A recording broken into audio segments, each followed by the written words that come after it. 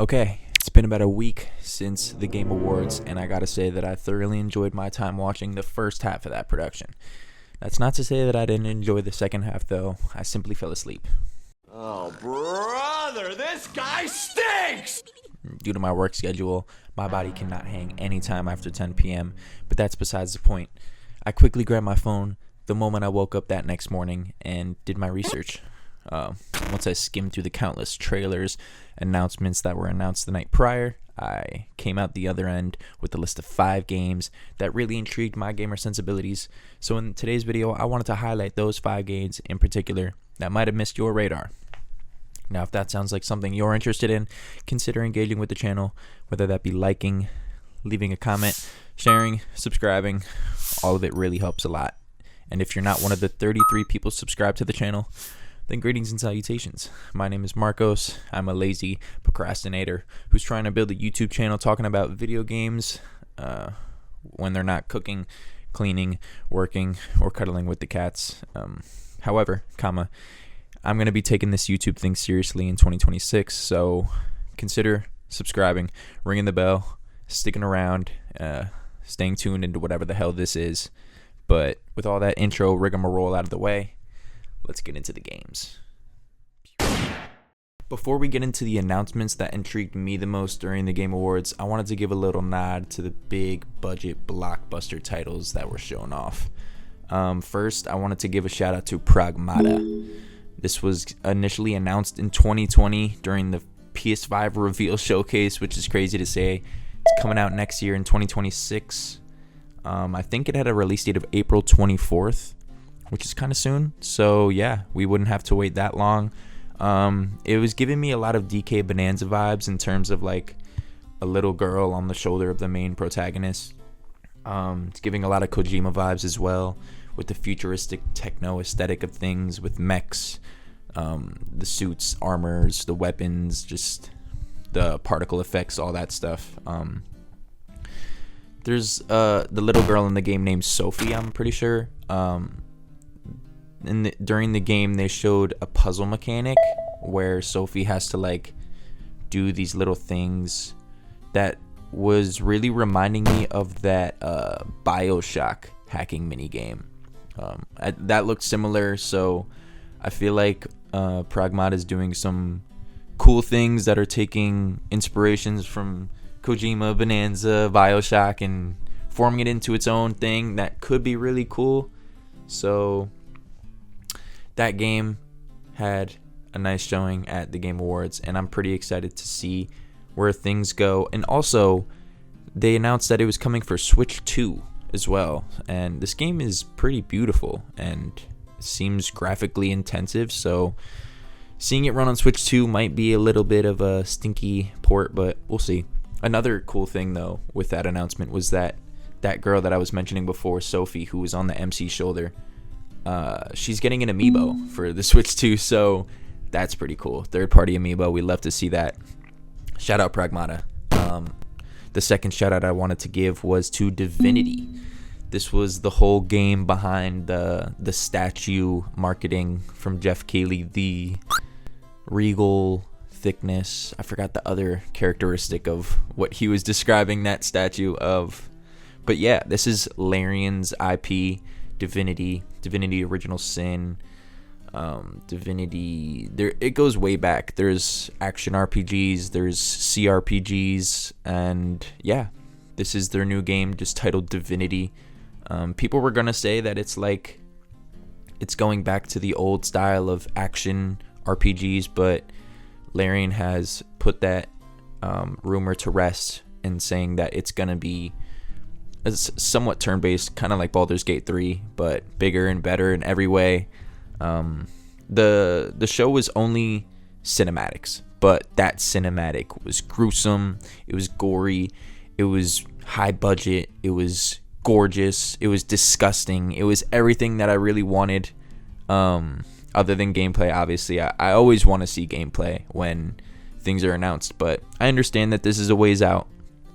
Yeah, this just blew me away. I wish that this was one of the last announcements instead of what we got for the last bit of announcements during the show, but beggars can't be choosers. Divinity was really cool to see. Another game that I wanted to shout out was Saros. I love Housemarque. The people behind Returnal, the people behind Resogun, Matterfall, Nex Machina. They got a ton of other games, but yeah, I'm a big Housemarque. I'm a big mark for Housemarque games, and Saros looks to be like more Returnal. The one thing I will say, though, is that the release date was delayed. So it was originally going to release on March 20th, and now it is coming on April 30th. This was sneaked in at the end of the little showing that they had. I'll be there day one, though, on April 30th. I'm not really alarmed because of the release date delay, but yeah, Saros was there, and they got a little bit of a delay, but it was there and it looked good.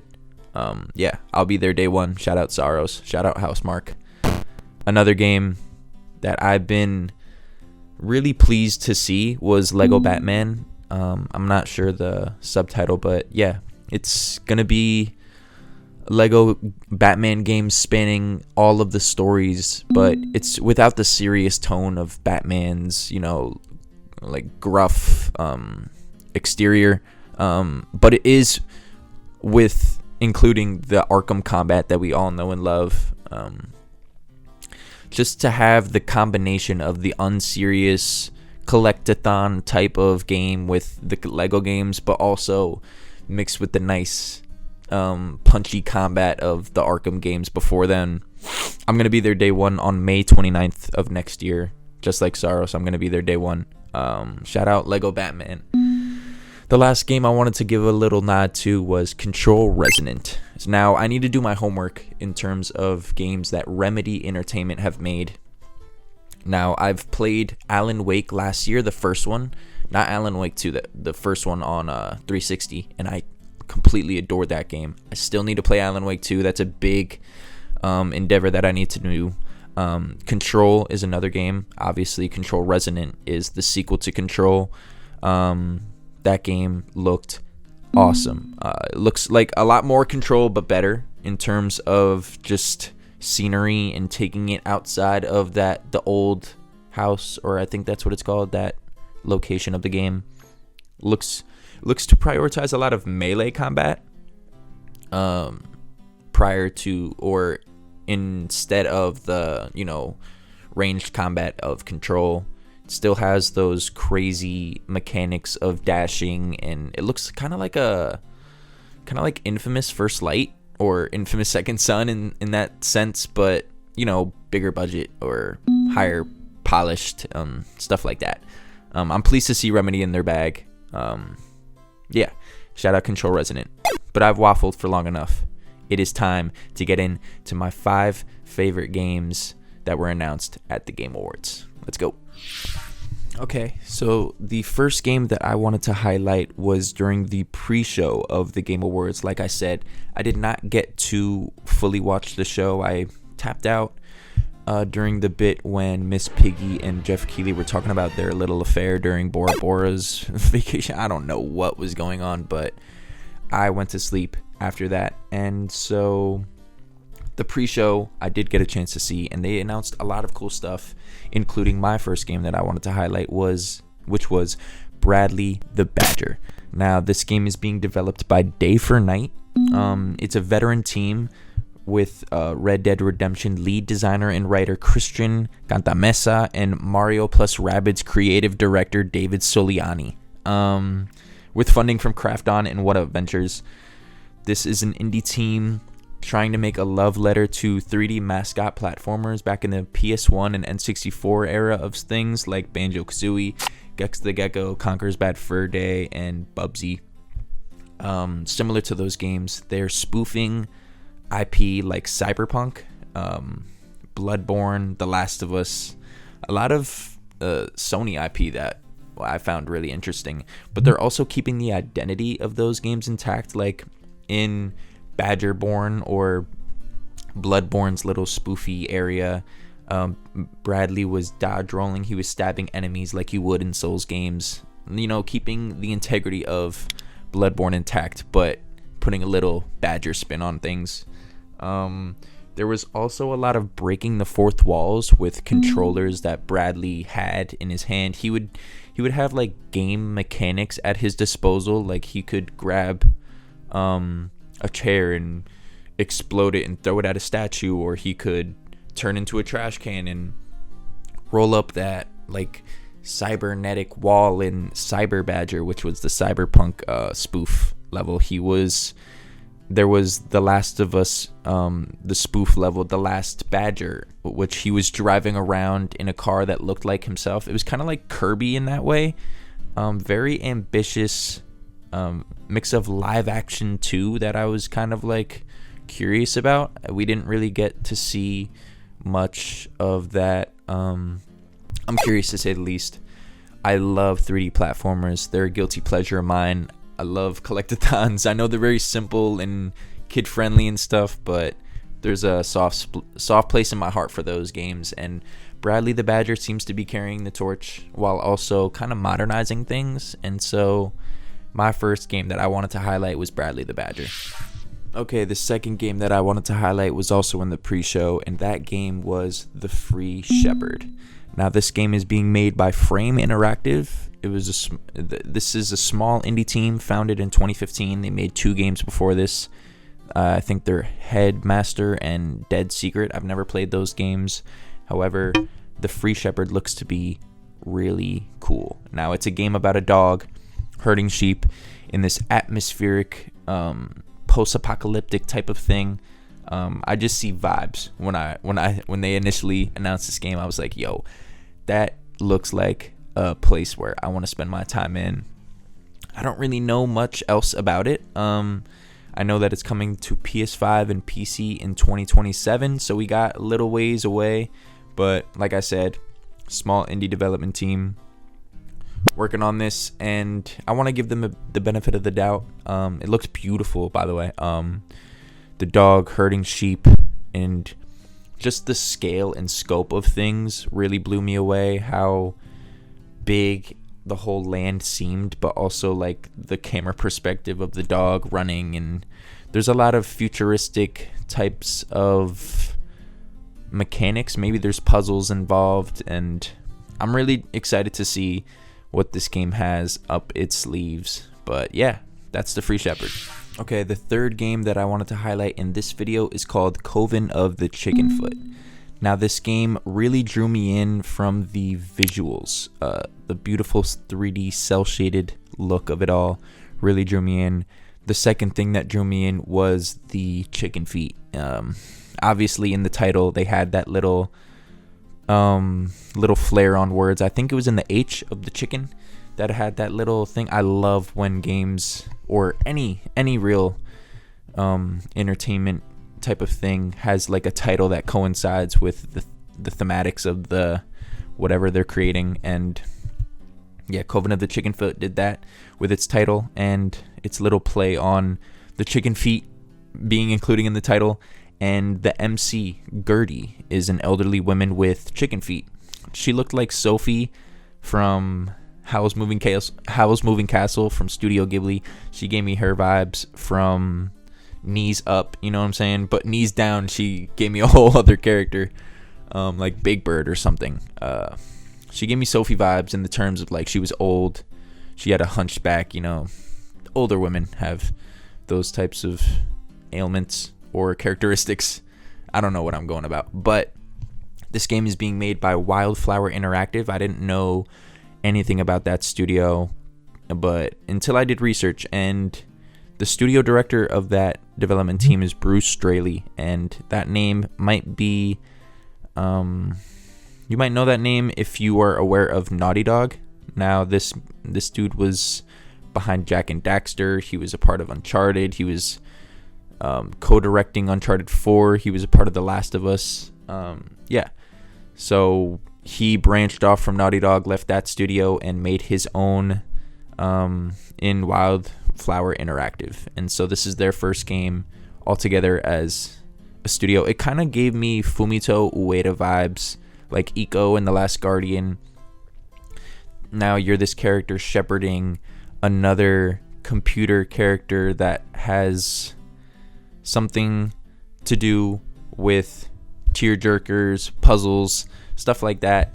You're holding this beautiful creature's hand throughout a mythical, ancient, puzzling adventure, and I'm excited for what Coven of the Chickenfoot has in store for us. We don't know a release date, but I want to give Bruce Straley and the team at Wildflower Interactive the benefit of the doubt. Whenever you guys are ready, come back, show us a little more of gameplay, and I'll be there when Coven of the Chickenfoot eventually comes out. Alright, the fourth game that I wanted to highlight in this video is one that I'm really excited about, and that is Orbitals. This game is being developed by Shape Farm. It is a Tokyo-based PC and console games developer. I think this is their first game, which is super exciting because Orbitals looks sick. Now, this game is being published by Kepler Interactive. You've seen that name a lot if you watched the Game Awards. I know Kepler was all over the place. They got a real eye for games. Obviously, Expedition 33 was published by Kepler. There was a game called Ontos made by the Soma developers. I think they were being published by Kepler, which looked really sick. I'm not into scary games though, so that is not on this list. However, Orbitals is, because it is a 2-player co-op adventure, super similar to the Hazelight identity of that split game design. Now, I know that it's going to be controversial that you need 2 players to play this game. However, it is worth it if you take the time and find a friend to play this game. Now, it looks a lot like things like Cowboy Bebop in the sense of it's out-of-world sci-fi, like space adventure. It gave me a lot of early anime vibes, like Yu Yu Hakusho, stuff like that. What's it called? Obviously, Cowboy Bebop. Stuff like, damn, I'm not really into anime like that, but I'm aware of. There's another anime that's on the tip of my tongue. Neon Genesis Evangelion, stuff like that. It gave me a lot of Japanese vibes, obviously, because Shape Farm is a Japanese founded development team, and the dialogue was even in Japanese, which gave a really cool aesthetic to all of it. There was this character there, I think they were both blue, but it was giving a lot of Daft Punk One More Time music video vibes in terms of like the character art of that. I don't know, that's a deep cut, but this game is coming exclusively to Switch 2 in 2026, and I cannot wait. This game is on the top of my list for most anticipated games of next year, and I hope it is for you too when Orbitals comes out next year. Alright, the last game that I wanted to shout out is my most anticipated game for next year, and that is Out of Words. Now, this game is a stop-motion, handcrafted 2D side-scroller puzzle platforming adventure, and this game is being developed by Kong Orange and Wired Fly, based on an idea by Martin Sondergaard, published by Epic Games. Now, I'm not really familiar with Kong Orange or Wired Fly. Epic Games is obviously the people behind Fortnite. They're publishing this game, putting a lot of money behind it. Kong Orange seems to be doing the game side of development, while Wired Fly seems to be a stop-motion working animated team. And this game seems to be similar to like Harold Halibut, which came out last year. I was really into the point-and-click type of handcrafted stop-motion style that game offered, and I'm not really into adventure point and clicks like that, and so the aesthetic really drew me in, and I fell in love with the game. And Out of Words seems to be doing the same thing. However, I am a really big fan of 2D side-scrolling puzzle platformers, so Out of Words doesn't. I was gonna be a fan of the game regardless of the stop-motion handcrafted aesthetic. The voice acting sounded impeccable. It looked like a Leica film, if anybody knows those people behind Coraline, Paranorman, stuff like that. There was a crazy anglerfish that looked like a boss battle that the two characters are. So I think there's Kurt and Carla. These characters don't have mouths in the game, and you could see like the smudgings of where their mouths were. This game just looks impeccable. There was top-down chase segment scenes that I was really just blown away by. Just the visual style alone really drew me in. But I'm excited to see what this game has in store in 2026. Those were my favorite announcements from the Game Awards. Like I said, Bradley the Badger, the Free Shepherd, Coven of the Chickenfoot, Orbitals, and Out of Words. There's a lot to look forward to in games, and there was a lot of big budget games like I shouted out before: Pragmata, Control Resonant, Divinity, Lego Batman, Saros. There's a ton coming out, and I'm excited to say the least. But those were my 5 favorite games that the Game Awards announced. Let me know in the comments below what games looked cool to you. Other than that, though, thanks for watching. Stay tuned, subscribe, ring that bell if you haven't already, because I got a few more videos that are coming before the year ends, so stay tuned for that. But until then, I appreciate you. Thank you for watching. I love you. Goodbye.